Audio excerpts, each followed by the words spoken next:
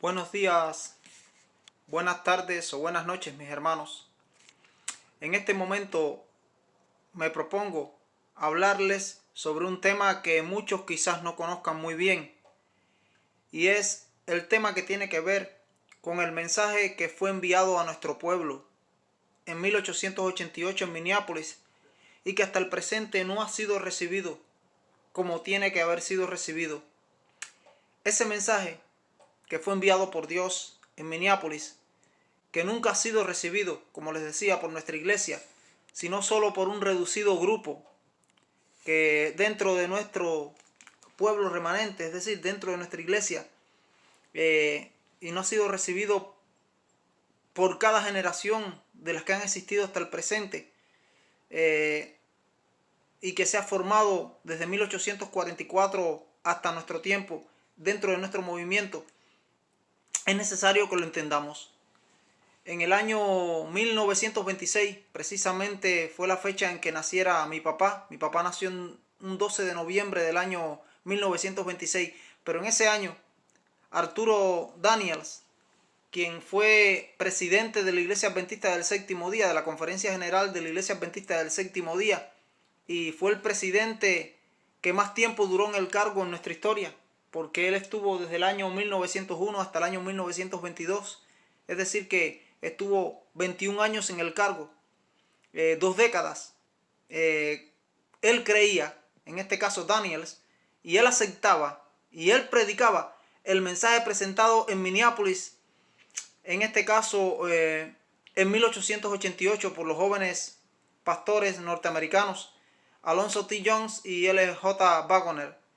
Y él escribió un maravilloso libro después de haber salido de presidente, porque, como les decía, él estuvo en la presidencia de la Conferencia General de la Iglesia Adventista del Séptimo Día entre el año 1901 y 1922. Y 4 años después, en el año 1926, que fue el año en que naciera mi papá en Cuba, él escribió un maravilloso libro que todavía lo pueden encontrar y en las redes sociales están, y lo pueden descargar gratuitamente en Google, en PDF gratis. Y el libro se titula Cristo nuestra justicia. Ese libro del pastor Daniels es un libro que nos enseña muchas de las cosas que realmente sucedieron en aquel tiempo, y la experiencia que él tuvo, él la plasmó en ese libro. El pastor Daniels, mirando desde aquella fecha de 1926, retrospectivamente, en este caso, unos 38 años hacia atrás, que era el tiempo que todavía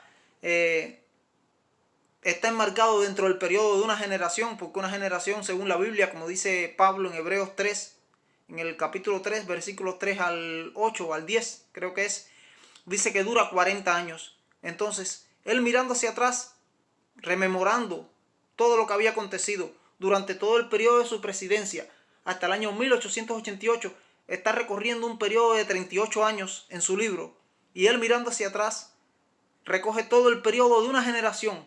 Como les decía, una generación es de 40 años, ya que una generación está representada por ese periodo de tiempo. Él recogió y escribió en su libro lo siguiente, y yo se los voy a citar ahora aquí, en este momento. Tengo el libro aquí conmigo, y les voy a leer, y se los pongo en la pantalla.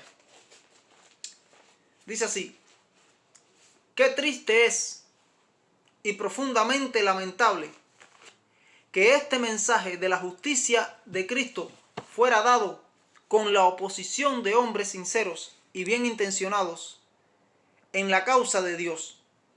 El mensaje nunca ha sido recibido. Escuchen bien como él dice, el mensaje nunca ha sido recibido. Y eso lo dijo en el año 1926, cuando él escribió el libro. Mirando hacia el pasado, desde 1888 hasta ese momento habían pasado 38 años, una generación. Y él dice, el mensaje nunca ha sido recibido. Y ese fue el presidente que más tiempo duró de la Conferencia General, que duró 21 años. Y él fue testigo de aquellos acontecimientos. Dice allí, el mensaje nunca ha sido recibido, ni proclamado, ni se le ha dado libre curso, y tal como debería transmitir a la iglesia las bendiciones inconmensurables que contiene. Eso está en Cristo nuestra justicia, en la página 47. Sí, mis hermanos, Daniels, en su libro, escribió 4 años después de haber dejado la presidencia de la Asociación General en el año 1922, como yo le decía. Y con la vasta experiencia de 21 años que él tuvo en el cargo, y el hecho de haber sido testigo, en este caso, de los eventos que sacudieron a nuestra iglesia en Minneapolis y la década posterior, hasta el año 1998 aproximadamente, o 1996-95, por ahí, es importante entender entonces que realmente este mensaje nunca fue aceptado, porque hasta el presente no se ha aceptado. Y Daniel, él lo recoge, que no había sido aceptado. En 1926 él dijo que no había sido aceptado. Además, antes de llegar a ser el presidente él de la Asociación General, él había sido secretario personal de Jaime y Elena White durante un año. Y él logró tener una amistad muy cercana el resto de sus días con Elena de White. Él fue muy amigo de Jaime White y de Elena de White. Y durante el resto de la vida de Elena de White y la vida de él, mientras se conocieron, mantuvieron una amistad bien estrecha, muy cercana, aún durante el tiempo de su presidencia de la Asociación General. Porque conocemos que Elena de White murió en 1915.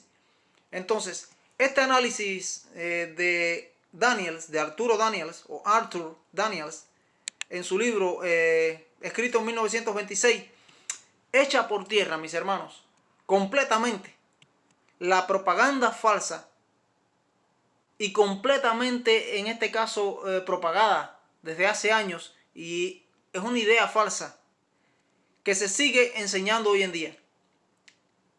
Y esa idea falsa, lamentablemente, se sigue enseñando, de que dicen que el mensaje que fue presentado en Minneapolis y en los años posteriores fue aceptado en los años 1900. La mayoría de los líderes y pastores de nuestro movimiento dicen que lo aceptaron. Cuando tú te pones a leer libros que hablan sobre el tema, de algunos que no están de acuerdo con este mensaje del todo, dice que fue aceptado y que había sido aceptado el mensaje enviado por Dios a su iglesia en el año 1888. Y esto no es así, porque ellos dicen que en los 1900 el mensaje había sido aceptado.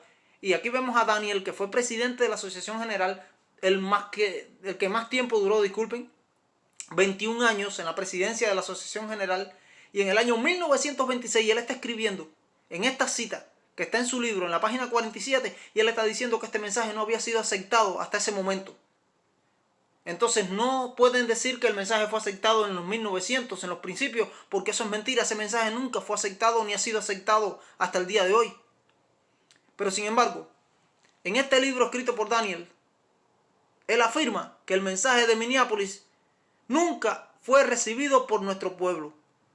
Ahora yo les quiero compartir el fragmento de una carta de Elena de White en el año 1893, donde ella describe en muy tristes palabras la actitud de rechazo manifestada en este caso por los pastores de aquel día, de aquellos días, de aquel tiempo cuando se dio el mensaje. Y lo tengo aquí, se los comparto también. Elena de White escribió, dice así: fui conducida por las habitaciones ocupadas por nuestros hermanos en aquella reunión. Escuchen bien. Dice que ella fue conducida por las habitaciones, fue llevada en visión. Dice, fui conducida por las habitaciones ocupadas por nuestros hermanos en aquella reunión. Y oí aquello de lo que todos estarán un día terriblemente avergonzados. Si no es en el juicio, cuando toda obra aparecerá en su verdadera luz. En las habitaciones, escuchen bien, había un testigo de cada comentario. Es decir, que había un ángel anotador, anotándolo todo. Las bromas impías, increíble, eso era entre los que estaban allí, líderes, pastores. Dice, las bromas impías, la sátira, que es la burla, el sarcasmo, las mofas, todo eso tiene que ver con burlas. El Señor Dios, disculpen, de los cielos, estaba disgustado con ustedes y con todos los que participaron en la algarabía y en ese espíritu duro y vulgar que se ejercía una influencia, satánica. Algunas almas se perderán, dice ella, tremendo. Algunas almas se perderán por ello. Eso está en Materiales de 1888, páginas 1138 y 1139. Sí, mis hermanos. Posterior a los cambios organizativos del año 1901, Elena de White escribió lo siguiente también, y se los comparto aquí también. Escuchen esta, y esta nos toca a nosotros hasta los días de hoy. Escuchen lo que ella escribió. Tal vez tengamos que permanecer aquí en este mundo muchos años más debido a la insubordinación, como le sucedió a los hijos de Israel. Y ella está haciendo una mención a lo que le pasó a Israel en el desierto, cuando la apostasía en Cades Barnea, que tuvieron que regresar 40 años vagando en el desierto. Y dice ella, y le repito de nuevo, dice, tal vez tengamos que permanecer aquí en este mundo muchos años más debido a la insubordinación, como le sucedió a los hijos de Israel. Pero por amor de Cristo, su pueblo no debe añadir pecado sobre pecado, culpando a Dios de las consecuencias de su propia conducta errónea.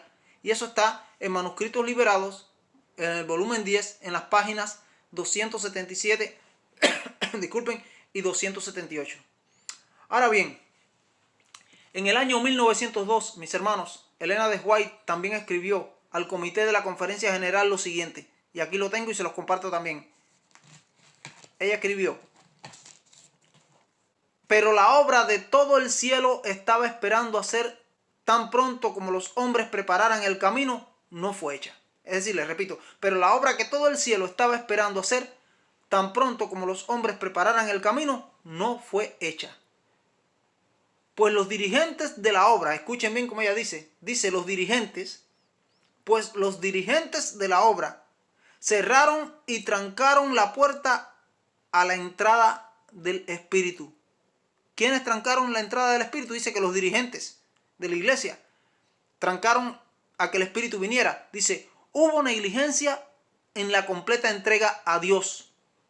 Corazones que podrían haber sido purificados del error fueron fortalecidos en el mal hacer. Las puertas fueron cerradas a la corriente celestial que hubiera barrido toda la maldad. Los hombres dejaron sus pecados sin confesar. Dice que progresaron en su mal hacer y dijeron al Espíritu de Dios, escuchen esto, está duro, palabras fuertes. Dijeron al Espíritu de Dios, vete por ahora. Te llamaremos cuando tengamos un momento más adecuado. Esa es la respuesta de los líderes de nuestra iglesia que dieron a Dios en ese periodo de nuestra historia, como Elena de White lo dice. Dice, ahora continúa la cita, dice, el Señor llama a hacer ahora una rigurosa revisión interna que no fue hecha en la pasada conferencia general. Eso está en Hablando de Minneapolis en 1888, en Crest Collection, página 95. Sí, mis hermanos. En el año 1903, Elena de White escribió a un amigo lo siguiente también, y se los comparto, aquí también lo tengo. Ella escribió a un amigo lo siguiente: el resultado de la última conferencia general, y escuchen, esto está solemne, el resultado de la última conferencia general ha sido la más grande y terrible pena de mi vida. Wow. Dice, nada ha cambiado hasta hoy. Y eso lo escribió en 1903 y estaba hablando de la conferencia de 1888. Dice, nada ha cambiado hasta hoy. El espíritu que debería haber llegado a la totalidad de la obra como resultado de aquella reunión no fue traído. Eso está en Manuscritos Liberados, en el volumen 13, en las páginas 122 y en la página 123. Mis hermanos, entonces en el año 1895 Elena de White escribió lo siguiente también, y le comparto la cita. Dice, ¿por cuánto tiempo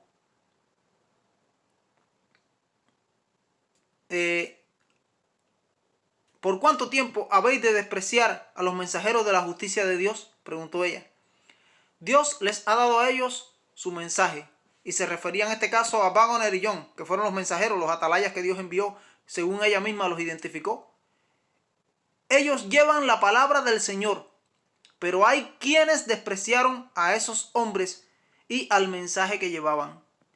Se han burlado de ellos, escuchen bien, Se han burlado de ellos, tachándolos de fanáticos, extremistas. Permitidme predecir sobre vosotros que a menos que urgentemente humilléis vuestros corazones ante Dios y confeséis vuestros pecados, que son muchos, no eran pocos, comprobaréis cuando sea demasiado tarde que habéis estado luchando contra Dios. Entonces comprobaréis que estos hombres contra los que habéis hablado han sido como señales para el mundo, como testigos de Dios. Entonces daréis el mundo entero por redimir el pasado. Sigáis un poco más rechazando la luz del cielo y estaréis perdidos. Si rechazan a los mensajeros delegados de Cristo, fíjate cómo los llama, mensajeros y delegados de Cristo, estáis rechazando a Cristo mismo.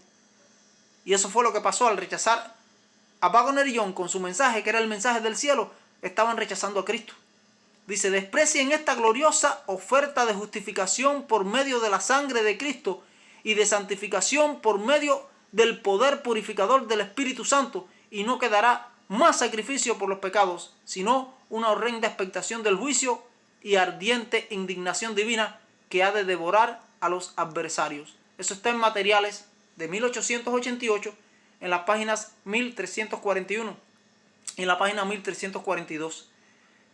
Sí, mis hermanos, ellos fueron enviados para preparar a un pueblo para la traslación.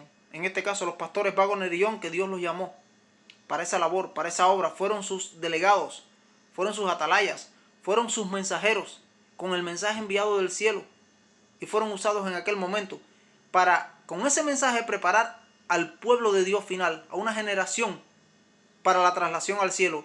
Y nosotros encontramos hoy la misma posición y oposición en nuestras filas con este mensaje divino enviado de Dios del cielo.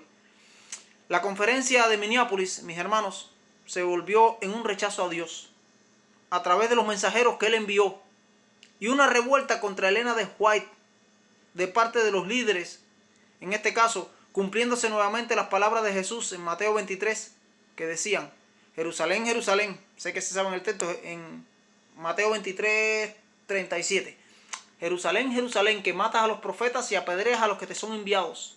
¿Cuántas veces quise juntar a tus hijos como la gallina junta sus polluelos debajo de sus alas y no quisiste? Entonces, eso mismo sucedió con los siervos enviados por Dios, como profetas de Dios, como atalayas de Dios, como mensajeros de Dios, como delegados de Dios. Y Elena de White era la mensajera del Señor y fue rechazada por igual. Entonces, como hubo celos en contra del apoyo que Elena de White, en este caso, le estaba dando al mensaje presentado por los jóvenes pastores Waggoner y Young, entonces los líderes no querían permitir, en este caso, que ella prevaleciera sobre ellos. Y entonces ellos vieron que este apoyo de la profeta de Elena de White fue lo que impidió que Waggoner y Young fueran defraternizados en aquella ocasión, porque si no, lamentablemente ellos hubieran terminado defraternizados en aquel momento.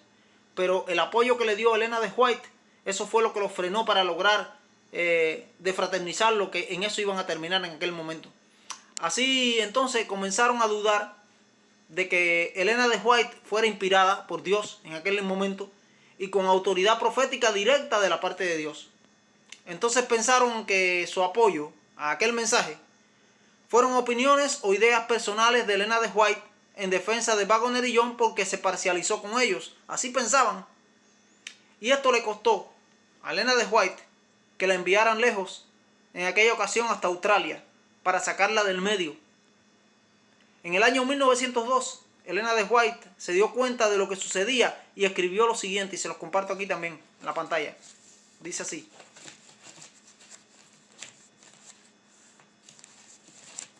a ver, déjenme un encuentro que se me perdió.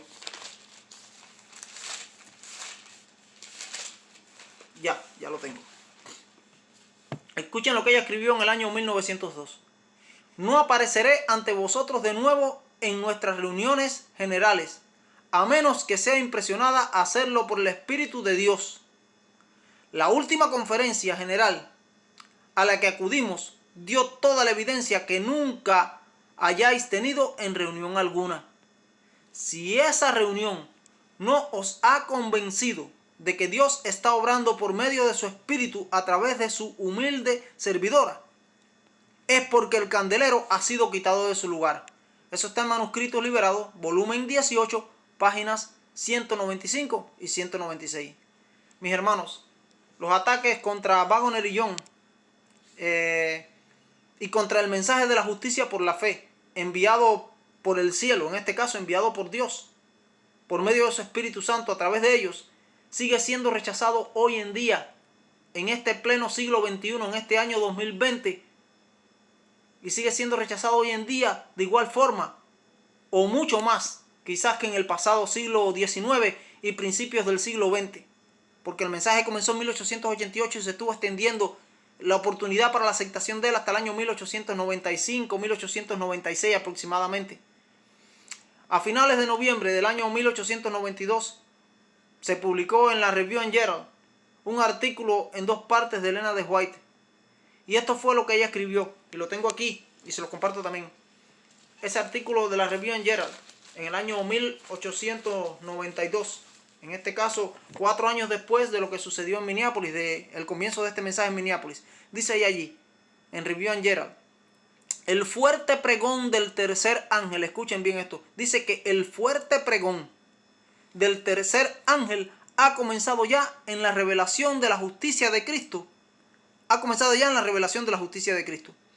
Este es el comienzo de la luz del ángel, cuya gloria llenará toda la tierra. Review and Herald, 22 de noviembre del año 1892. Mis hermanos, así que para la fecha del año 1892, es decir, 4 años después de 1888, Elena de White afirmó, bajo la inspiración divina, que el fuerte pregón del tercer ángel estaba sonando en el mundo ya. El fuerte pregón no puede hacer su obra si la lluvia tardía no lo acompaña. Es decir, que no hay fuerte pregón si no hay lluvia tardía. La lluvia tardía está vinculada y asociada al fuerte pregón. Ambos eventos están firmemente conectados entre sí, mis hermanos. No puede acontecer el uno, en este caso, si el otro no lo acompaña, ya que ambos, en este caso, están firmemente conectados entre sí. Lo que es fuerte pregón y lluvia tardía están vinculados entre sí. No puede haber uno sin el otro. Para que exista el fuerte pregón tiene que haber la lluvia tardía. Y viniendo la lluvia tardía, indiscutiblemente provoca el fuerte pregón. No puede tenerse uno sin el otro. No pueden desligarse. Están íntimamente unidos. No se pueden separar el uno del otro. Entonces la lluvia tardía y el fuerte pregón van juntos y van de la mano. Pero les quiero comentar varias cosas aquí acerca de lo que estaba pasando en los últimos tiempos. En este caso, George Knight ha desacreditado esta verdad indisputable e indiscutible en los últimos tiempos, en sus publicaciones, en sus libros, donde quiera que interviene, cuando habla del tema. Y ha hecho este tema un poco que un tema obsesivo. George Knight, en este caso, ha dicho que no hay en los escritos de Elena de White, escuchen bien, que no hay en los escritos de Elena de White una fuerte conexión entre la justicia por la fe y los eventos finales. Fíjense, dice que no hay una estrecha conexión entre el tema de la justicia por la fe y el tema de los eventos finales. Es decir, que en otras palabras, según la equivocada filosofía de George Knight con respecto a este tema, no hay en absoluto una verdadera relación entre la justicia por la fe y si Jesús viene o no viene pronto. Es decir, que no se vinculan, es lo que quiere decir, directamente, estrechamente, ni cercanamente. Y esto, mis hermanos, les quiero decir que es un error y una falacia de este señor, ya que es una tergiversación de la verdad. ¿Por qué les afirmo esto? Con toda la seguridad. Porque la profeta Elena de White escribió que el mensaje de la justicia por la fe es el verdadero mensaje del tercer ángel. Dijo que es el mensaje del tercer ángel en verdad. El mensaje de la justicia por la fe es el mensaje del tercer ángel en verdad, dijo Elena de White. Y ese, el mensaje del tercer ángel, como todos conocemos, disculpen, es el último mensaje que se dará al mundo. Y es totalmente escatológico, es decir, escatológico, que es un mensaje que tiene que ver con el fin, con los eventos finales. porque es el último mensaje que se dará a esta tierra en el poder de la lluvia tardía, cuando se le sume el cuarto ángel de la lluvia tardía, pero es para fortalecer el mensaje de los tres ángeles, principalmente el tercer ángel. Entonces, ¿cómo decir que el mensaje de la justicia por la fe, John Knight, no tiene nada que ver con los eventos finales? No tiene nada que ver con los eventos escatológicos del fin. Cuando Elena de White misma dijo que el mensaje del tercer ángel es el mensaje de la justicia por la fe, que el mensaje de la justicia por la fe es el mensaje del tercer ángel en verdad, así lo escribió ella. No sé cómo John Knight se atreve a afirmar tamaño disparate. Ante, en este caso, la presencia de todos nosotros, los que tenemos los escritos de Elena de White, los que conocemos este mensaje, no sé cómo él se atreve a afirmar esto ante nosotros los adventistas del séptimo día, ya que el mensaje del tercer ángel tiene que ver con la escatología de los últimos días en la venida de Cristo.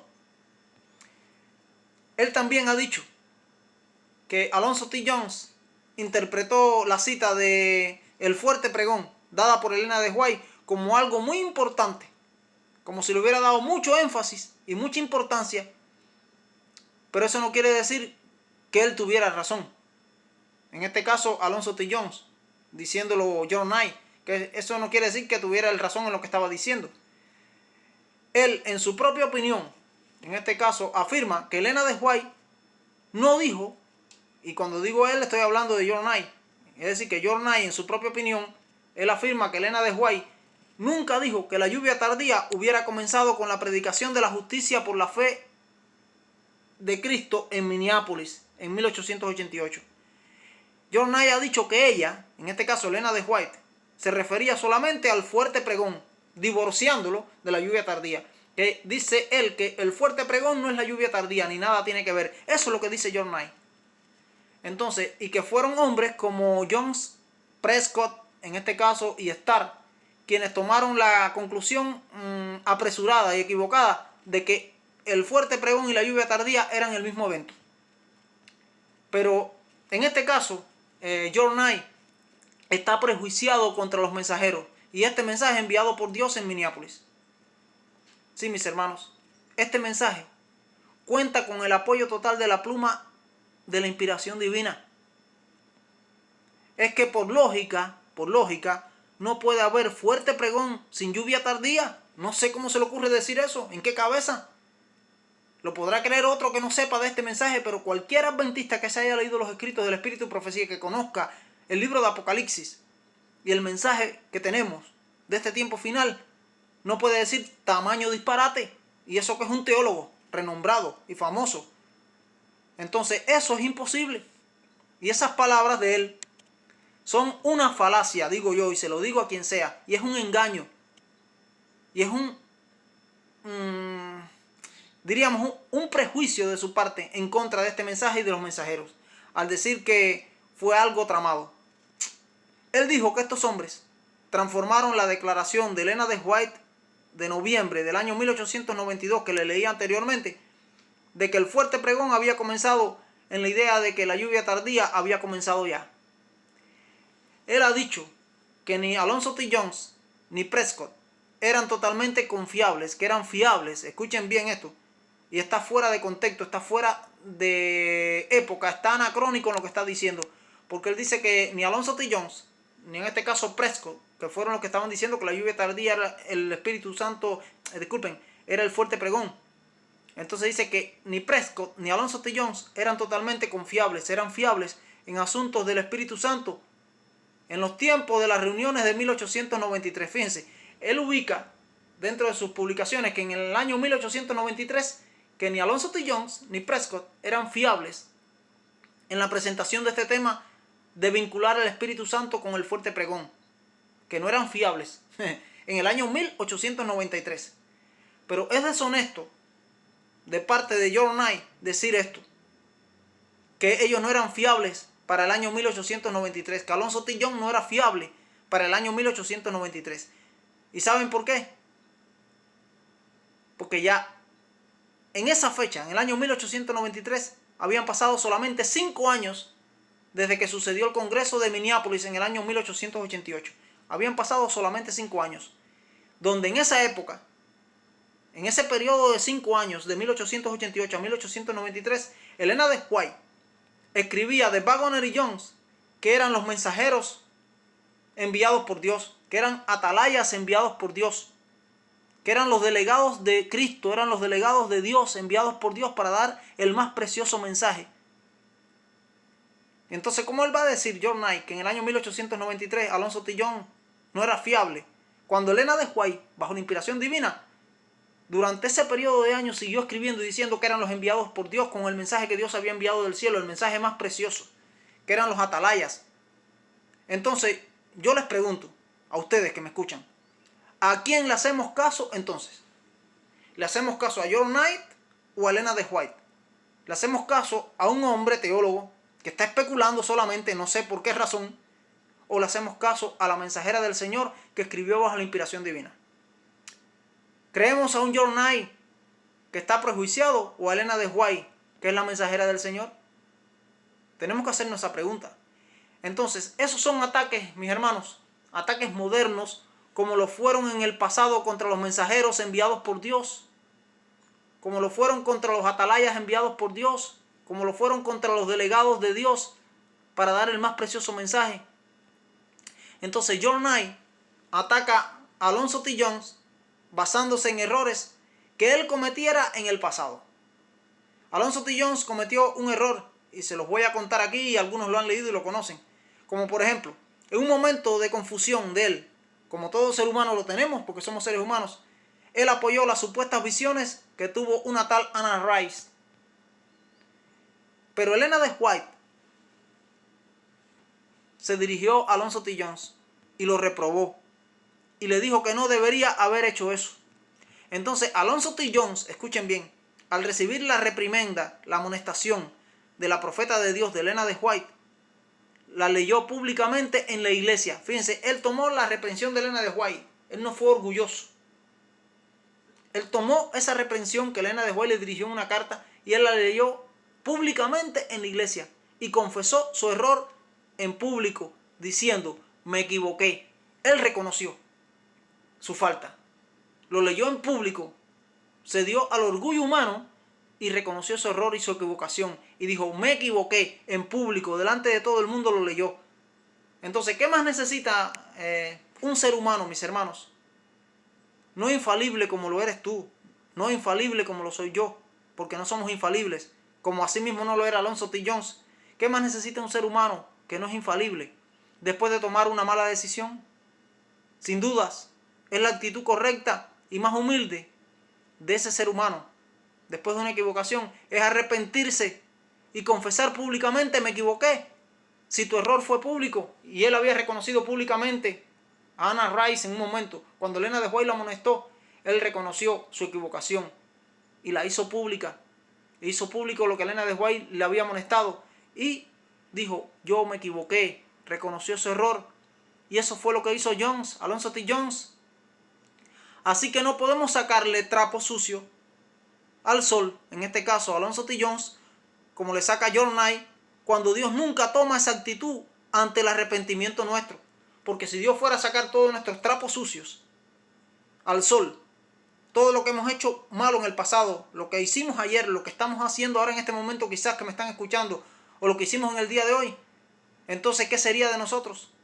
Si nos arrepentimos de corazón, Dios lo sepulta en el fondo de la mar. Entonces, pero John Knight, prejuiciado, y constantemente, cada vez que él tiene la oportunidad, en sus escritos sobre el tema, sobre este tema de 1888, el mensaje de Minneapolis, cuando va a hablar de Alonzo T. Jones, de Waggoner, él siempre, en sus escritos sobre este tema, no para de criticar a Alonzo T. Jones, mis hermanos, por este error que él cometió, pero un error que él confesó públicamente, su arrepentimiento, y reconoció su error, y sigue diciendo que no era confiable. En el año 1893 que él no era confiable, que no era fiable, cuando Elena de White todavía seguía diciendo que él era el atalaya enviado por Dios con el mensaje de Dios. Y dice John Knight que no se podía creer entonces a lo que él decía de 1893 en adelante. En todos sus libros, en este caso los libros de John Knight sobre la historia de 1888 y Minneapolis, que ya son varios los que tiene escrito, hay muchas referencias a este incidente de Anna Rice con muy pocos y distorsionados detalles, pero nunca reconoce que tras la reprimenda de Elena de White, Alonzo T. Jones confesó públicamente su arrepentimiento. Él nunca lo ha reconocido. El arrepentimiento de Alonzo T. Jones nunca lo ha reconocido en ningún libro. Él habla y toca con puntos por aquí y por allá para confundir, pero nunca dice que Alonzo T. Jones se arrepintió, reconoció su error y lo hizo público por haber apoyado a Anna Rice en aquel momento y sus supuestas visiones, las visiones que ella decía que tenía.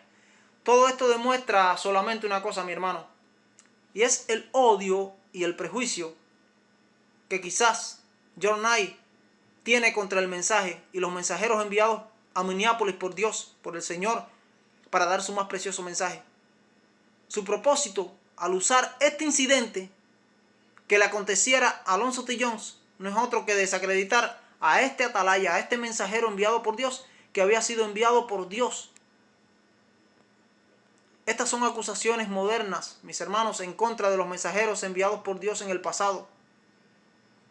Es un rechazo a esos mensajeros actual, moderno, como fueron rechazados en el pasado. Pero al rechazarlos a ellos, no los rechazaron a ellos, sino que rechazaron a Dios. Y están rechazando el mensaje enviado por Dios. Son piedras tiradas contra Waggoner y contra Jones, como en este caso quisieron hacer contra Josué y Caleb en el pasado, cuando ellos regresaron con el informe positivo que fueron Caleb y Josué enviados por Dios, enviados por Moisés a recorrer la tierra entre los dos espías, y cuando regresaron todos se viraron en su contra, líderes todos, príncipes del pueblo, y querían apedrearlo. Y lo mismo ha pasado con Waggoner y John, que Elena de White los compara a Josué y Caleb, porque ellos son el antitipo de Josué y Caleb, que eran un tipo de ellos. Porque esto hay que analizar el tipo y el antitipo con el movimiento del Éxodo, que fue Israel, y el movimiento del advenimiento, que somos nosotros. Y esto fue la apostasía alfa de nuestra organización, de nuestro movimiento. Estas son palabras de John Knight en contra de lo que Elena de White decía acerca de los mensajeros de Dios, mis hermanos. Elena de White, la profeta, dice que eran enviados por Dios y él, sin embargo, los critica. Hoy en día, cuando muchos hablan, cuando muchos escriben sobre estos atalayas enviados por Dios en el pasado, es para decirnos despectivamente que se desviaron. Teólogos e historiadores adventistas, lamentablemente, los han representado negativamente por mucho tiempo. Knight, en este caso muy particularmente por encima de los demás, ha hecho la acusación durante las últimas 2 décadas de que el movimiento de reavivamiento de 1892 y 1893 solo se basó en una excitación fanática. Él ha descrito que fueron Jones y Prescott, más que la señora Elena de White, quienes levantaron la situación de 1893 hasta grandes proporciones. Pero si dice lo contrario, él quedaría desenmascarado ante todos nosotros. Pero se aprovecha del árbol caído para hacer leña, en este caso. Porque si dice que era Elena de White la equivocada, quedaría desenmascarado completamente. Pero él ha dicho que Jones era siempre excitable y que no era en general un líder prudente en el año 1893. John Knight también ha escrito que nunca nosotros deberíamos olvidar que él tenía el permanente problema del extremismo. Le llamó extremista a Alonzo T. Jones.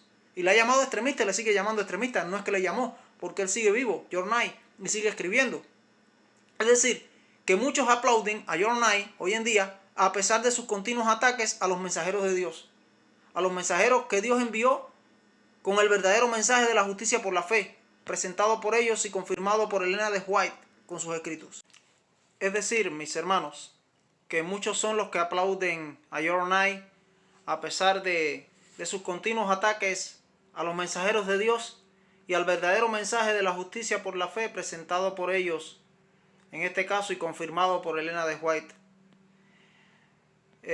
John Knight está hablando en contra de Waggoner y Jones durante los años 1892 y 1893, y sin embargo, en este caso, Elena de White confirma bajo inspiración divina que las mejores presentaciones del evangelio de Jones y Waggoner vinieron a la iglesia remanente de Dios entre 1893 y 1895. Y John Knight está hablando que en 1893 no eran fiables, Fíjense bien, entonces ¿a quién le hacemos caso? ¿A la inspiración divina o a John Knight? Porque Elena de White dice que los mejores mensajes, los más edificantes, los más poderosos, vinieron entre el año 1893 y 1895. Es decir, que 3 años después de lo que John Knight estaba diciendo. Durante esos años hay que destacar, en este caso, que Elena de White, inspirada por Dios, señaló en múltiples ocasiones, mis hermanos, con consistencia, que esos hombres, en este caso Waggoner y Young, eran atalayas de Dios, eran delegados de Dios, eran los mensajeros de Dios y que llevaban el mensaje de Dios, y que rechazarlos a ellos, fíjense bien, ella lo escribió en múltiples ocasiones, sería rechazar a Cristo mismo, quien era el dueño del mensaje, era rechazar a Dios mismo, quien estaba enviando el mensaje, era rechazar al Espíritu Santo, que fue quien trajo el mensaje. Entonces mi pregunta, mis hermanos, para la reflexión, la cual les pido que se contesten sinceramente, es la siguiente: ¿cómo se atreve John Knight a decir que Alonzo T. Jones no era confiable para el año 1893? ¿Sí? ¿A quién le vamos a creer? ¿O le creemos a él o le creemos a la mensajera del Señor? A alguien tenemos que creerle. A mí no me gustan, en este caso, este tipo de afirmaciones de él. No estoy de acuerdo con ellas, y no podemos estar de acuerdo porque contradicen al espíritu de la profecía. ¿Sí? Fíjense bien las locuras o disparates teológicos de John Knight, que él dice que nuestros orígenes denominacionales como adventismo fueron fanáticos. Fíjense, él ha escrito eso, que nuestros orígenes denominacionales como adventistas han sido fanáticos, que fuimos fanáticos, nos está viendo en este caso como una secta. Con esto, él está diciendo que el chasco del 22 de octubre de 1844, sufrido por el movimiento milerita, por el movimiento adventista, fue provocado por un adventismo fanático. Y yo digo que el Señor lo reprenda 1 y 1000 veces, y ojalá se arrepienta de lo que ha escrito, lo que está diciendo y de cuántos está haciendo piedra de tropiezo. Él también dijo hace un tiempo atrás que a él no le gustaban los adventistas, que a él le gustaban los cristianos. Entonces está diciendo que los adventistas no son cristianos. ¿O quién le gusta a él? ¿Los evangélicos? Pero el hecho de decir que las reuniones de reavivamiento, mis hermanos, de 1892 y 1893, con el mensaje de la justicia por la fe, que fue enviado por el cielo a su pueblo remanente en la tierra, según Elena de White, en 1888, que fue enviado por Dios en Minneapolis, son los resultados de la excitación fanática, como ha dicho él, y el extremismo es lo que más éxito le ha traído hoy en día a Satanás a través de los instrumentos internos dentro del adventismo para retrasar, en este caso, el derramamiento de la lluvia tardía, porque la lluvia tardía fue abortada en Minneapolis y los días cercanos. Y eso no es una cosa del pasado, es una cosa del futuro y va a suceder. La lluvia tardía va a venir, pero está beneficiado al enemigo enseñar estas cosas. Porque cuando venga la lluvia tardía va a terminar con el fuerte pregón del tercer y cuarto ángel y va a preparar a un pueblo final, a una generación final en esta tierra, que son los 144,000, para la traslación al cielo y la vindicación definitiva y para siempre del carácter de Dios ante el universo, pisoteándole bajo la planta de sus pies la cabeza a la serpiente, así como Cristo se la pisoteó en la cruz del Calvario cuando dijo consumado es. Yo digo que eso es la blasfemia contra el Espíritu Santo. Y Jesús lo enseñó bien claro en los evangelios. ¿Saben por qué digo eso? Porque el fanatismo, el extremismo, son cosas que vienen de Satanás. Ser fanático y ser extremista, eso es satánico, eso viene de Satanás. Y cuando la obra del Espíritu Santo le es atribuida a Satanás, ahí se cumple el pecado imperdonable. Decir que fue fanatismo, que fue extremismo, lo del chasco del movimiento milerita en 1844 y que fue extremismo y fanatismo, lo que sucedió en 1888 en el mensaje de Waggoner y Young, eso es blasfemia contra el Espíritu Santo, porque esa fue la obra del Espíritu Santo. Y cuando le achacamos al Espíritu Santo la obra que está haciendo, que viene de parte de Satanás, eso es la blasfemia contra el Espíritu Santo. Y ahí se cumple el pecado imperdonable. Mis hermanos, las manifestaciones del Espíritu Santo que sucedieron en 1892 y 1893, confirmadas por la pluma inspirada de Elena de White, llamaban al arrepentimiento de la iglesia de la Odisea. Y no fue fanatismo. Elena de White dijo sobre el año 1850-1855 que nuestra iglesia había caído en la condición de la Odisea.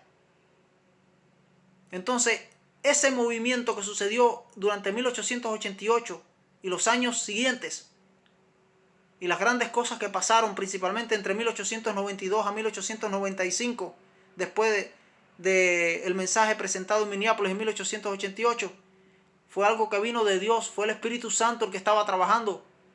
Fue un llamado al arrepentimiento de la iglesia de la Odisea. Y no fue fanatismo, no fue extremismo, sino que fue el comienzo de un reavivamiento.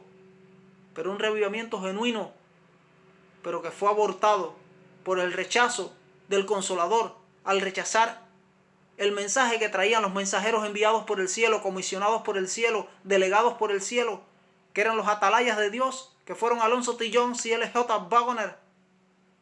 Por tanto, mis hermanos, decir que estos reavivamientos, en este caso que brotaban dentro de las filas del adventismo, eran una excitación fanática, era un extremismo, acabó siendo muy perjudicial y ha seguido perjudicándonos a nosotros como iglesia adventista del séptimo día, como remanente, al punto de que nos hemos mantenido en este mundo 132 años después de que el mensaje se diera en Minneapolis en 1888, y Cristo no ha regresado aún en este año 2020. Son 132 años después, más de un siglo. Estamos acercándonos al siglo y medio, y Cristo no ha regresado cuando Él quería regresar ya a este mundo cercano a la fecha de 1888.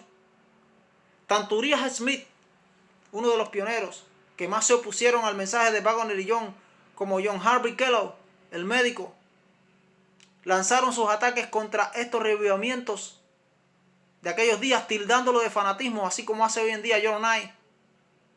En el año 1894, 6 años después de 1888, después de Minneapolis, Elena de White les hizo una seria advertencia a los que estaban haciendo estas cosas, a los que estaban rechazando el mensaje. Y yo lo tengo aquí y se los comparto ahora. Escuchen bien la advertencia que ella les hizo. Dice: los que negligentemente han rechazado recibir la luz y la verdad para sacar provecho del error, en este caso, de sus hermanos, señalándolos y hablando palabras vanas, porque los elegidos de Dios han sido muy ardientes en sus ideas.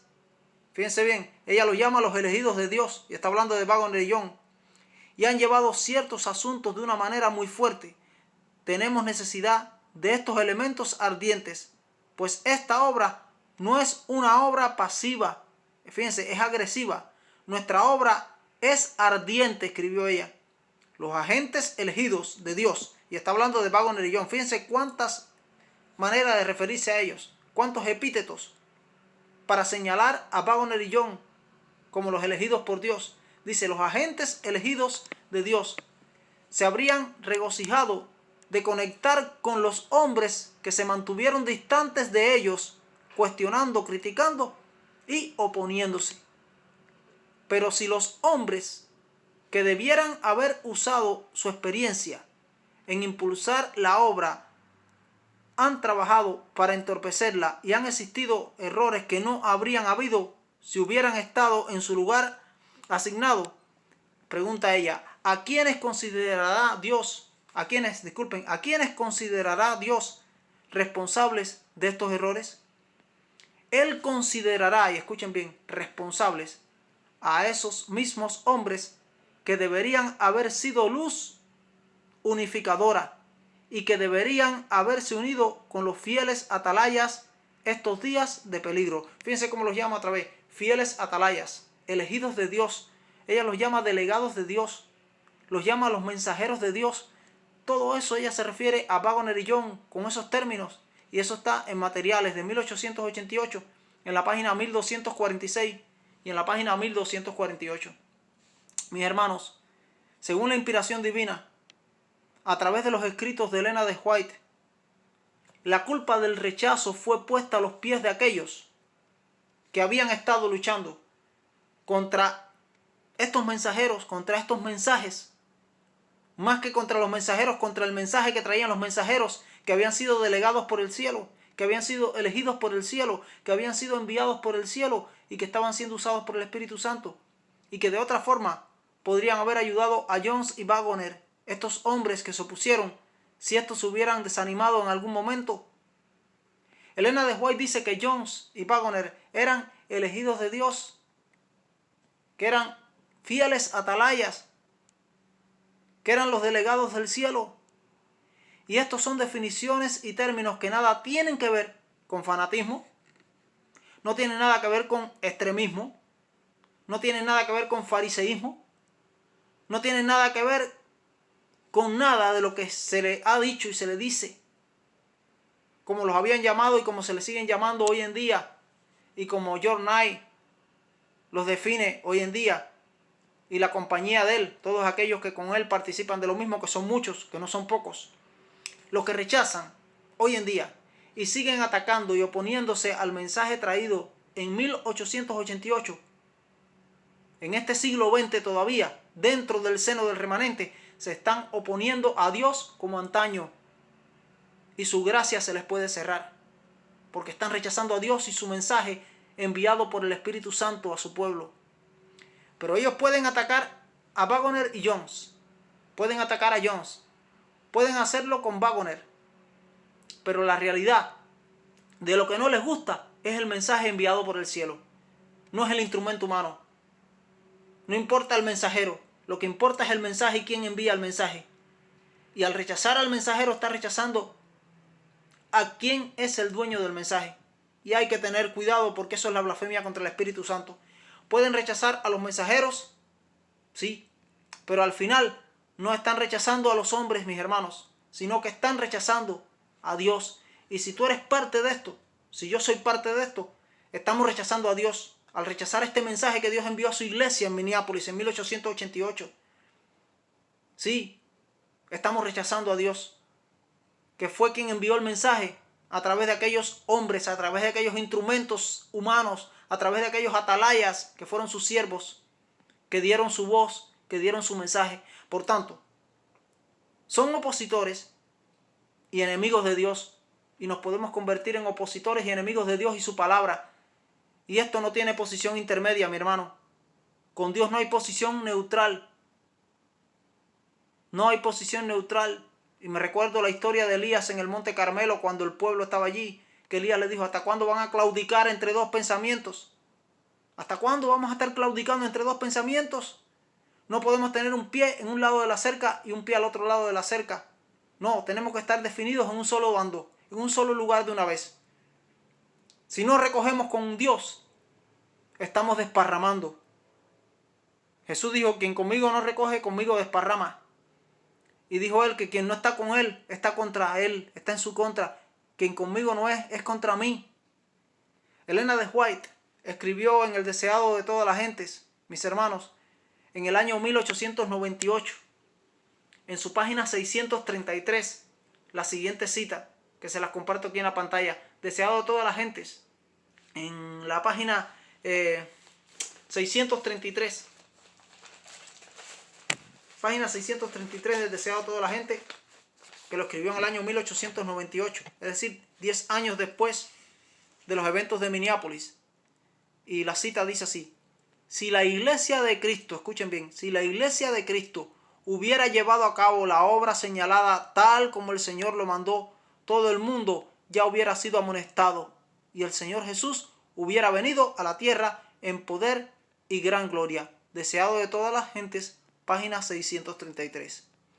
Mis hermanos, esos 5 años que transcurrieron entre el año 1888 al año 1893, los primeros 5 años desde que ese mensaje se comenzó a dar, fue el periodo en que más cerca estuvo el pueblo remanente de Dios de ser trasladado al cielo en la segunda venida de Cristo, tras el derramamiento total del Espíritu Santo que Él quería enviar sobre su pueblo en aquellos días. Fíjense bien que en aquellos días se quería implantar una ley dominical a nivel federal aquí en los Estados Unidos, y en varios lugares se había puesto, en el Canadá y en Estados Unidos. Y conocemos la historia cuando Alonzo T. Jones se enfrentó en el Senado norteamericano allí con Blair, que quería pasar una enmienda para una ley dominical. La ley dominical hubiera venido y la crisis final hubiera comenzado, pero se rechazó el mensaje de Dios, se rechazó el Espíritu Santo, y todavía estamos aquí en este mundo 132 años después, casi un siglo y medio.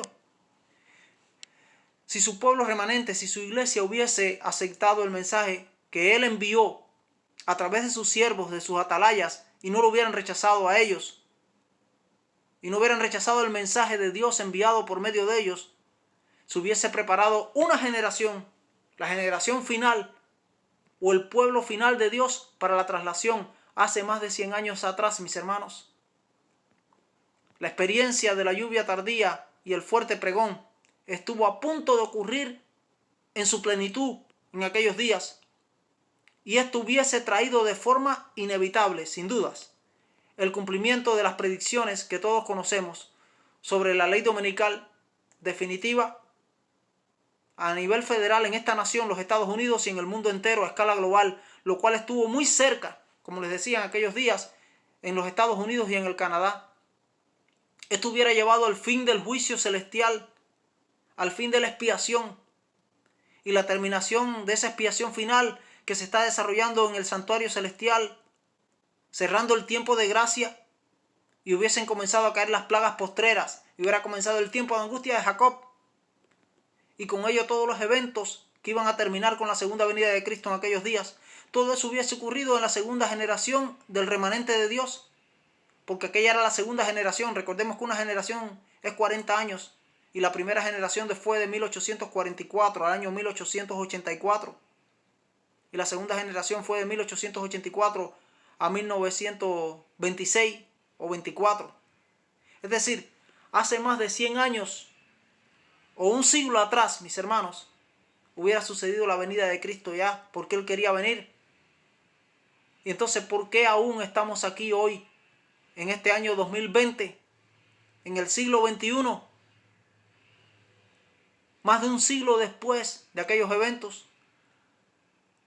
Porque después de aquellos 5 años transcurridos entre 1888 y 1893, mis hermanos, hubo una gran oposición, hubo una gran crítica, hubo una gran desunión, hubo apatía total.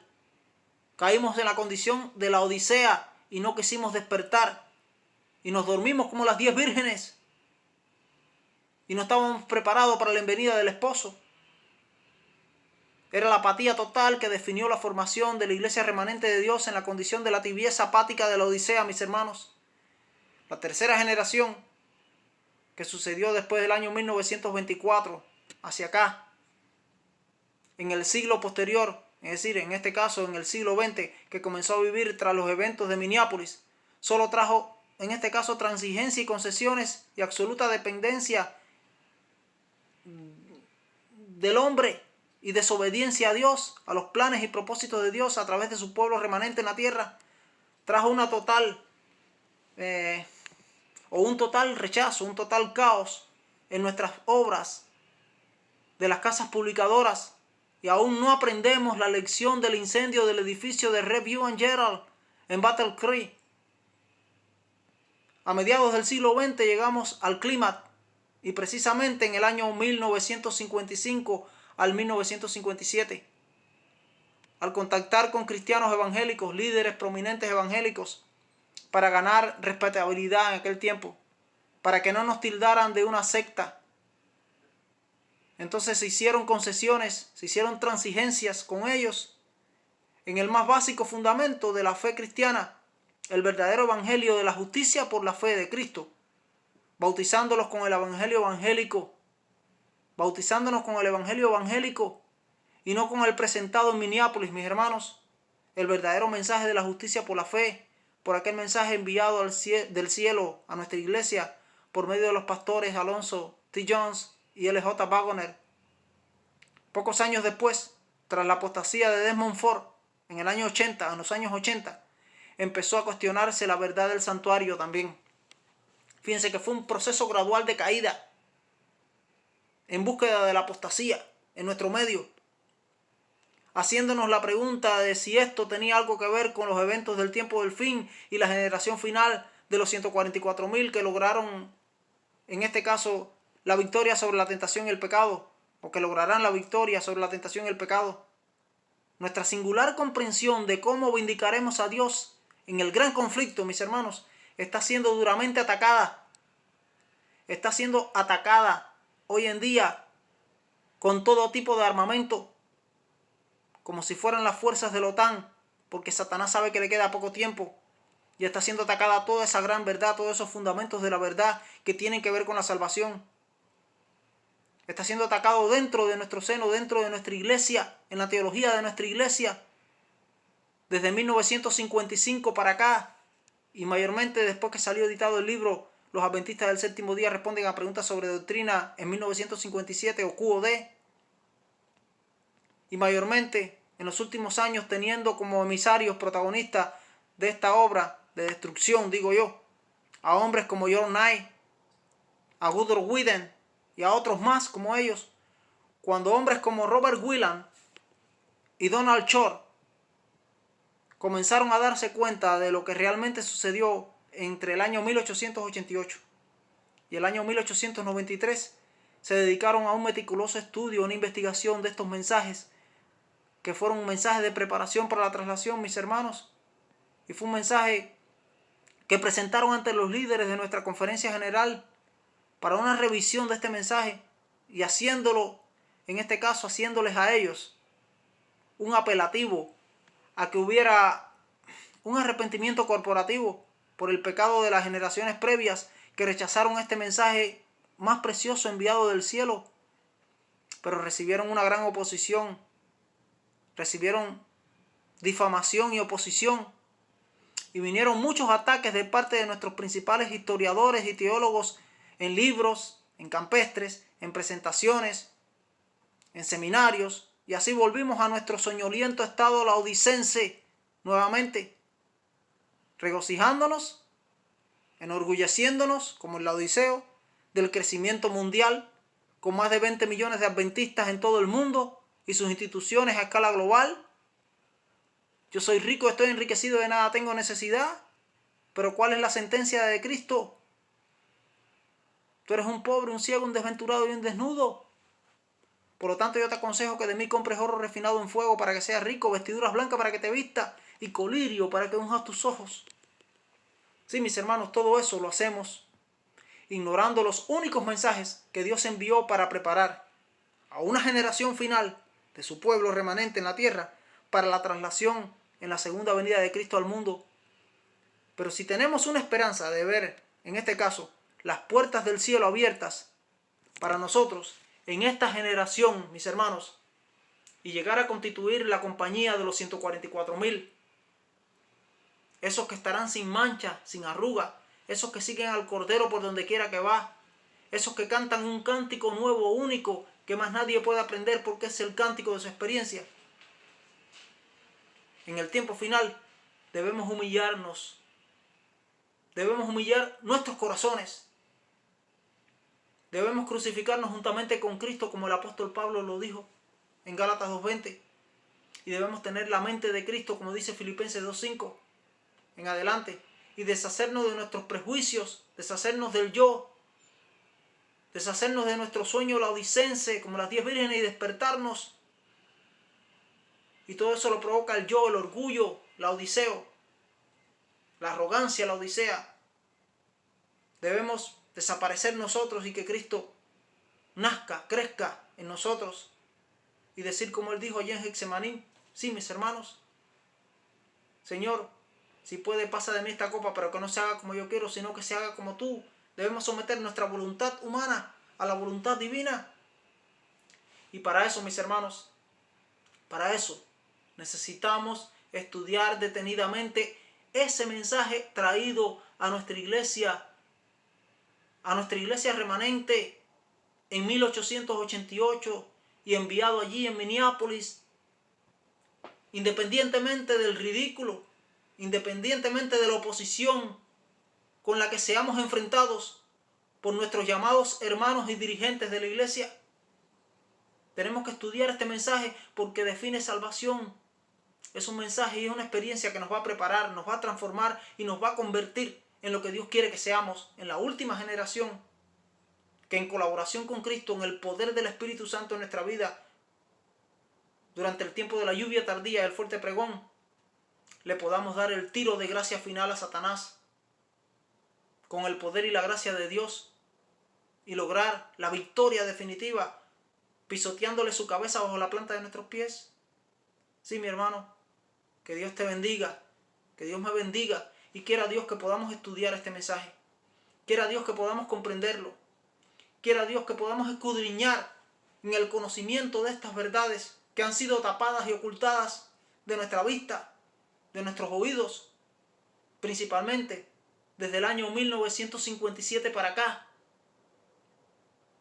El rechazo comenzó en 1888, pero para mí el rechazo total vino cuando salió este libro, Los Adventistas del Séptimo Día responden a preguntas sobre doctrina, en 1957, cuando aquellas conversaciones famosas con los líderes evangélicos prominentes que echaron por tierra varios de nuestros fundamentos.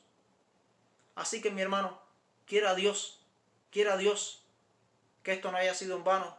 Estas palabras, este estudio que tuve con ustedes sobre este tema tan importante, un tema muy desconocido, muy ignorado dentro de nuestras filas. Cuando se habla de 1888, la gente solamente han escuchado la fecha, pero no saben en detalles qué fue lo que pasó, qué es todo lo que está ligado a este momento, a estos acontecimientos. Así que yo los invito a estudiar este tema, porque este tema, este mensaje que fue traído en Minneapolis, que fue rechazado y ha sido rechazado y está siendo rechazado, es el mensaje que va a terminar esta obra. Es el mensaje que va a provocar el fuerte pregón en esta tierra. Es el mensaje del tercer ángel en verdad, como dijo Elena de White. Es el mensaje más precioso. Que Dios te bendiga. Que Dios me pueda bendecir a mí, y no solo a mí, sino a la iglesia remanente de Dios, al pueblo adventista del séptimo día, a los que son fieles y aman a Dios y quieren hacer su voluntad alrededor del mundo, y no la voluntad nuestra, personal y propia, sino como Cristo dijo: el hacer tu voluntad, oh Dios mío, me ha agradado, y tu ley está en medio de mi corazón. Que Dios nos bendiga, y quiera Dios que podamos estar preparados para el encuentro con Él cuando se manifiesten las nubes del cielo, y podamos decir: he aquí nuestro Dios, le hemos esperado, y Él nos salvará. Nos alegraremos y nos gozaremos en su salvación. Amén, amén y amén.